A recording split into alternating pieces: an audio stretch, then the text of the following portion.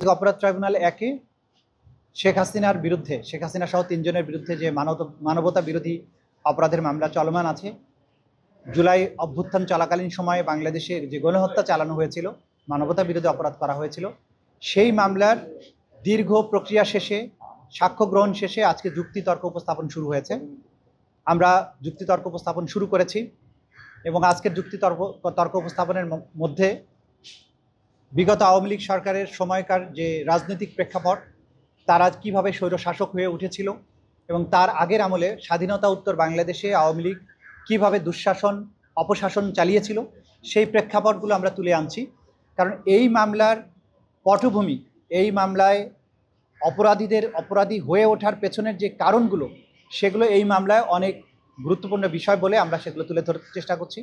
এবং এই পটভূমির বর্ণনার পরে আমরা ক্রমান্বয়ে সাক্ষ্য প্রমাণ যেগুলো ওদের স্বপ্ন পূরণে পাশে থাকতে পেরে আমরা গর্বিত উপস্থাপিত হয়েছে, সেগুলো বিশ্লেষণের দিকে যাব এবং আমাদের দিক থেকে আমাদের আইনের যে সমস্ত ব্যাখ্যা আছে, সাক্ষ্য প্রমাণের আলোকে আসামিদের অপরাধ প্রমাণের যতটুকু বিষয় আছে, সেগুলো আমরা তুলে ধরব।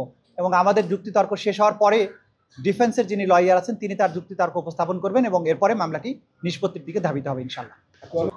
আমরা এই যে জুলাই অভ্যুত্থানের গণহত্যার পেছনে এই রাষ্ট্রের যে স্বৈর শাসকের কি চেহারাটা ছিল, তারা কিভাবে বাংলাদেশকে একটা গুম এবং খুনের স্বর্গরাজ্যে পরিণত করেছিলেন, তারা কিভাবে নির্বাচন ব্যবস্থাকে ধ্বংস করেছিলেন, এই সমস্ত বিষয়গুলো তুলে ধরেছি। স্পেশালি গত 15 বছরে প্রথমত ক্রসফায়ারের নামে বিচার বহির্ভূত যেভাবে হত্যাকাণ্ড ঘটানো হয়েছিল, সেগুলোর বর্ণনা তুলে ধরেছি।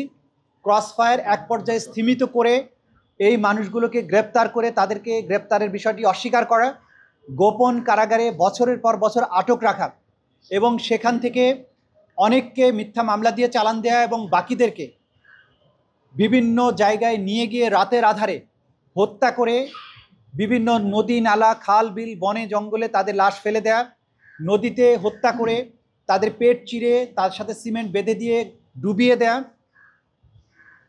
অঙ্গহানি করা, বিভিন্ন টর্চারের ম্যাটেরিয়াল ব্যবহার করে গুমের সেন্টারগুলো থেকে মানুষকে টর্চার করা, সেখানে ঘূর্ণায়মান চেয়ার, ইলেকট্রিক শক, হাতুড়ি দিয়ে মাথায় আঘাত করে হত্যা করা, ইনজেকশন পুশ করে হত্যা করা এবং একই দিনে অনেক মানুষকে হত্যা করা। এই যে তার কর্মকাণ্ডগুলো ছিল, তাদের এই সরকারের বিভিন্ন এজেন্সিগুলোর মাধ্যমে তারা এই ধরনের অপকর্ম করেছে। সরাসরি প্রধানমন্ত্রীর নির্দেশে তার অন্যান্য যে সহযোগী যারা ছিলেন ক্যাবিনেটে, বিভিন্ন প্রশাসনের বিভিন্ন জায়গা, তাদের মাধ্যমে এই কাজগুলো যে করা হয়েছে একটা সিস্টেমের আওতায় এবং এটাকে একটা কালচারে পরিণত করা হয়েছিল, সেই প্রেক্ষাপটগুলো আমরা বর্ণনা করেছি।